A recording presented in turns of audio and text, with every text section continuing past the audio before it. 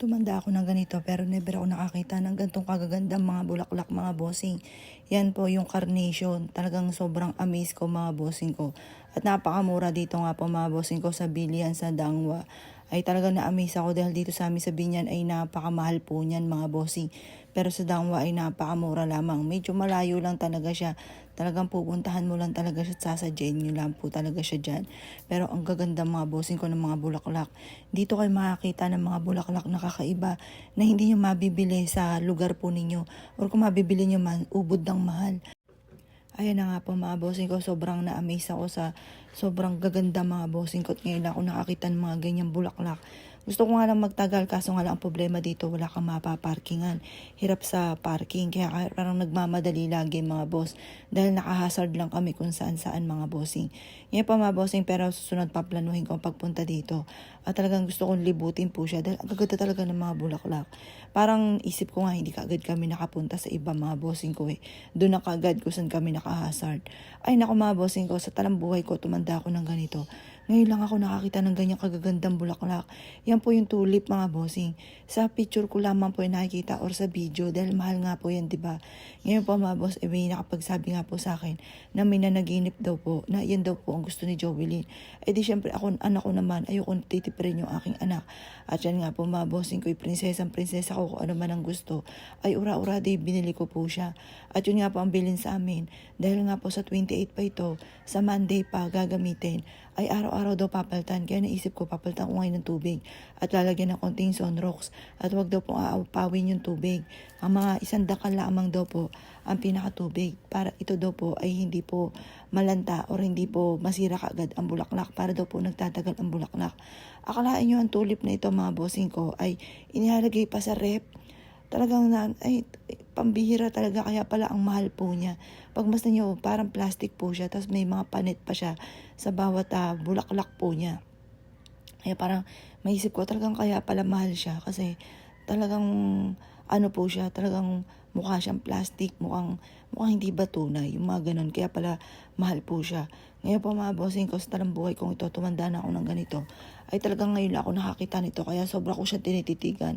Pinipisil-pisil ko nga, ewan ko, baka ito'y lamog na bago sumapit ang babang luksa ni Jovelyn. Pero naisip ko, kasi kami dumadaan din pala doon pala ang bilihan ng bulaklak, doon pala ang Dangwa mga bossing.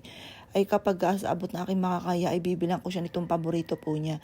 Kasi yung po mga bossing ko ay nakikita rin niya sa picture.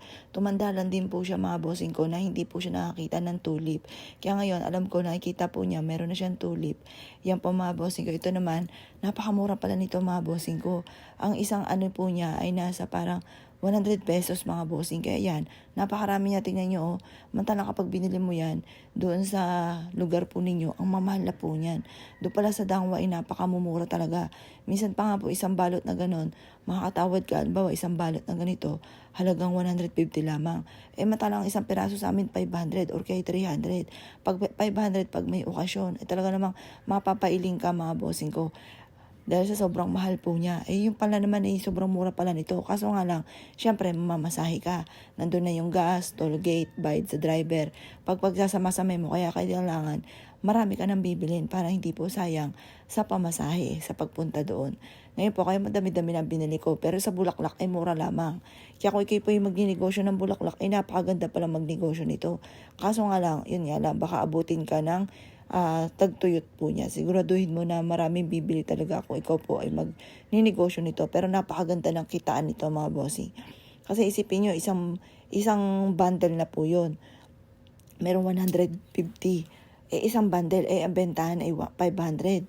Kaya sabi ko, napakaganda nga talaga ng kitaan nito. Ngayon pa mga bossing, yun nga lang. At baka may mga technique po dyan. Lalagyan nga daw ng sunrocks para hindi mangamoy ang tubig at saka para mag-last daw po yung bulaklak. Ngayon, everyday daw pong papalitan yung tubig para daw po hindi maglagkit-lagkit ito at para magtagal po yung pinaka-fresh ng bulaklak. Kaya ngayong araw na to naisip ko, papalitan ko na siya lahat kasi parang kahapon hindi ko siya napalitan kasi sobra-sobra talaga sakit ng aking ulo. Hindi talaga ako nakatulog dahil nga po sa bagyo. Nataon naman mga bossing ko na nakabili na kagad kami ng bulaklak bago nangyari po ito. At ito nga po mga bossing ko, na-amaze po ako dahil may tulip po siya na na ipit mga bossing ko at ganun din na kulay na aking binili, yung tulip, ang galing. Kaya naisip ko ay talagang gustong-gusto to ng aking anak na prinsesita.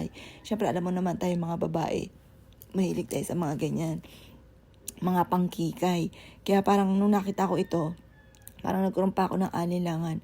Sabi ko baka ayaw to ng anak ko Ayan, ngayon po, nung nakita ko ito, proven, yun nga, gusto nga ito ng aking anak. Kaya parang natuwa naman ako dahil ito po kahit papaano ay napagbigyan yung gusto nga ng aking anak.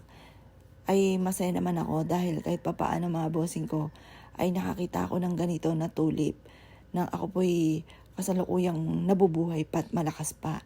Ayan, nakakatuwa naman, nakakita ko na ang gantong tulip. O ngayon, nandito naman na si Jovelyn. Jovelyn, alam ko na masaya ka dahil meron ka ng tulip na dati-dati pinapangarap mo lang at gusto mo.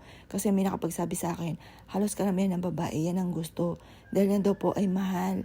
Kumbaga, kung nagbigay ka ng ganyan, ibig sabihin, sumisimbolo rin yan ng pagmamahal ng tao na nagbibigay sa inyo.